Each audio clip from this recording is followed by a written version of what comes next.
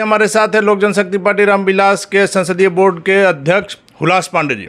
इनसे बात करेंगे। जिस प्रकार से चिराग पासवान लगातार कहते आए हैं कि बिहार में मध्यावधि चुनाव होगा, हालांकि मध्यावधि चुनाव तो नहीं हुआ लेकिन गठबंधन बदल गया। सर, आपकी एक भविष्यवाणी सही हुई? देखिए, जैसा कि हमारे राष्ट्रीय अध्यक्ष आदरणीय चिराग पासवान जी ने बार बार कहा है कि, और उसका एक प्रारूप आपने देखा कि अभी बिहार के सामने आ गया है, जहां एक तरफ सत्ता में रहने के लिए गठबंधन में फेरबदल किया जा रहा है, वहीं दूसरी तरफ हमारे नेता आदरणीय चिराग पासवान जी हमेशा बिहार को फर्स्ट बनाने और बिहारी को फर्स्ट बनाने की बात करते हैं। और इन्हीं सिद्धांतों को लेकर उस समय भी एनडीए में जब सहमति बात नहीं बनी थी तो उन्होंने अकेले चुनाव लड़ने का फैसला लिया था। अब इस बात को लेकर फिर से हमारे संसदीय बोर्ड के बैठक को बुलाया गया है 10 तारीख को 1 बजे दिन में। बिहार में जो वर्तमान परिस्थिति सामने उभर के आ रही है, जो राजनीतिक परिवेश हालात बने हैं, इस पर संसदीय बोर्ड का बैठक होगा और उसके निर्णय से अपने राष्ट्रीय अध्यक्ष जी को हम लोग अवगत कराएंगे। लेकिन सर, आज जो बिहार में स्थिति बन गई है, आप देख रहे हैं कि गठबंधन का स्वरूप बदलने जा रहा है। मुख्यमंत्री नीतीश कुमार रहेंगे लेकिन एनडीए में नहीं, महागठबंधन के प्रत्याशी रहेंगे, महागठबंधन के मुख्यमंत्री रहेंगे। वैसे में आज जो स्थिति है इसका भी दोष चिराग पासवान को दिया जा रहा है कि चिराग पासवान ने जो दर्द दिया मुख्यमंत्री नीतीश कुमार को, जदयू को, उसकी टीस जो है आज भी मार रही है। ये बात तो बेमानी है, ये गलत बात है। ये अगर बात होती तो ये 2 साल समय लगता क्या इस बात को निर्णय लेने में। ललन सिंह ने तो साफ तौर पर कहा है सर कि आरसीपी जो है वो दूसरे चिराग पासवान बनने जा रहे थे। अब ये उनके दल में थे, आरसीपी जी भी उनके राष्ट्रीय अध्यक्ष रह चुके हैं, पूर्व राष्ट्रीय अध्यक्ष हैं, और एक पार्टी के पूर्व राष्ट्रीय अध्यक्ष के द्वारा उनके दल को छोड़ के जाना, इस्तीफा देना, ये उनकी अंदरूनी बातें हैं। लेकिन जो बिहार के हित में है, जो बिहारी देख रहे हैं कि जहां एक तरफ जो मैंडेट मिला था उस समय भी माननीय मुख्यमंत्री जी के फेवर में नहीं था और फिर भी भाजपा ने उनको मुख्यमंत्री बनाया था।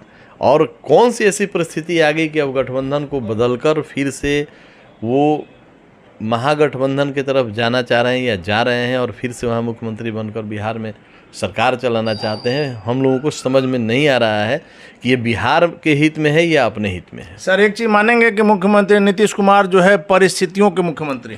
नहीं, हम ऐसा नहीं कहेंगे कि परिस्थितियों के, जो व्यक्ति इतने लंबे समय तक मुख्यमंत्री हैं और परिस्थितियों को अपने अनुकूल करके वो मुख्यमंत्री बनते हैं जी।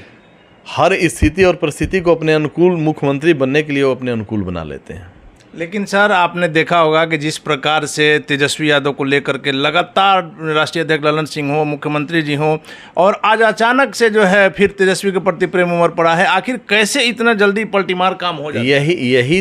यही तो देखने वाली बात है कि जहां एक तरफ जिसके विरुद्ध, जिसकी नीतियों के विरुद्ध, सिद्धांत के विरुद्ध या व्यक्तित्व के विरुद्ध चुनाव लड़कर एक तरफ जनता के बीच जाकर आप मुख्यमंत्री बनते हैं, वहीं दूसरी तरफ फिर जाकर गठबंधन करते हैं, तो बिहार की जनता एक न एक दिन इसको फैसला जरूर लेगी और बिहार की तमाम जनता इससे ज़रूर आहत होगी, इन फैसलों से, कि अपने आप को ठगा महसूस कर रही होगी।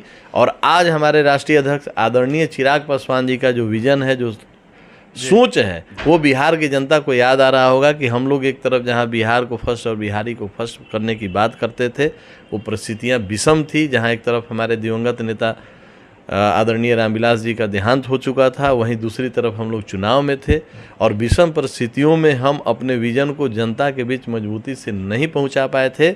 इसी भंवर जाल का फ़ायदा उठाकर इन लोगों ने उस समय जनता को अपने पाले कर लिया था। लेकिन अब आने वाला समय लोक जनशक्ति पार्टी रामविलास का होगा, आदरणीय चिराग पासवान जी का। लेकिन सर, ऐसे में जनता तो अपने आप को ठगी महसूस करेगी। आप याद कीजिए, पिछले बार जब चुनाव हुआ था तो जनता ने जब नीतीश कुमार जी को वोट दिया था, गठबंधन को, आरजेडी के खिलाफ दिया था, महागठबंधन के खिलाफ दिया था, और आज फिर जाकर आप उसी में सट गए, तो आखिर जनता का वोट का मतलब क्या रह गया सर? ज़्यादा दिनों तक अगर ये बेमेल गठबंधन होगा तो ज़्यादा दिनों तक चलेगा नहीं। जहां स्वार्थ के लिए कोई भी संबंध बनाए जाते हैं तो आज न कल उसमें विच्छेद होना तय है। बीजेपी की चुप्पी को क्या कहेंगे सर? बीजेपी की चुप्पी उनका अपना एक रणनीति है। शायद बीजेपी को अब ये समझ में आने लगा होगा कि हम लोगों ने जो उस समय फैसला लिया था, कम सीट आने के बावजूद माननीय मुख्यमंत्री जी को मौका दिया था, शायद उनका वो निर्णय गलत था।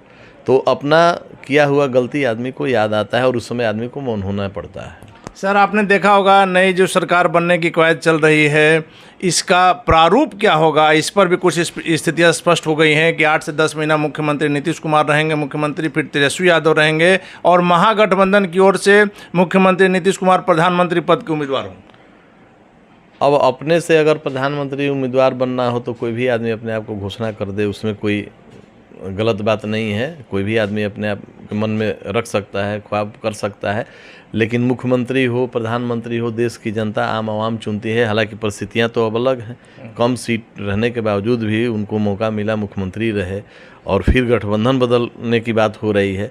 तो ऐसी परिस्थितियों में बिहार की जनता नहीं, पूरे देश की आवाम देख रही है जी, पूरे देश की आवाम देख रही है कि माननीय मुख्यमंत्री जी के पास अब कौन सी नीति और कौन सा सिद्धांत है, वो किन परिस्थितियों में इस समीकरण में फिर से गठबंधन को बदलकर और कुर्सी पर रहना चाहते हैं। सिर्फ सत्ता के लिए सर?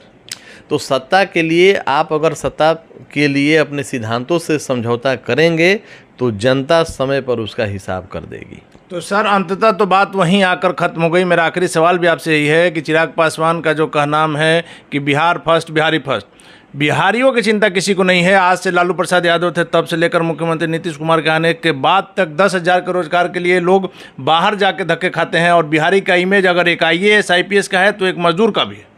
ऐसी परिस्थितियों से ही बिहार का जो छवि है बिगड़ा है और बिहारियों को बाहर में जाके प्रताड़ित होना पड़ता है। जहां एक तरफ हमारे नेता ये चिंता करते हैं कि बिहार के बेरोजगार बाहर रोजगार के लिए क्यों भटकें, शिक्षा के लिए, स्वास्थ्य के लिए, छोटी छोटी हर ज़रूरत के लिए हम अन्य प्रदेशों में कब तक भटकते रहेंगे, क्यों नहीं बिहार में ही इनको अवसर मिलना चाहिए।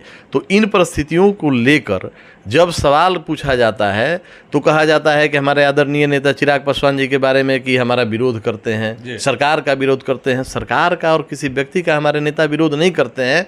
जो जनता की हकीकत है, जो ज़मीन की सच्चाई है, उस बातों को बड़े ईमानदारी से वो रखते हैं। चलिए धन्यवाद सर। तो ये थे हमारे साथ लोक जनशक्ति पार्टी रामविलास के संसदीय बोर्ड के अध्यक्ष उल्लास पांडे जी, जिनका साफ तौर पर कहना है कि चिराग पासवान हमेशा से जनता की बातों को रखते हैं और इसी को लेकर के उन्हें कहा जाता है कि सरकार का विरोध कर रहे हैं। हालांकि इस परिस्थिति में आगे क्या होगा देखना काफ़ी दिलचस्प होगा।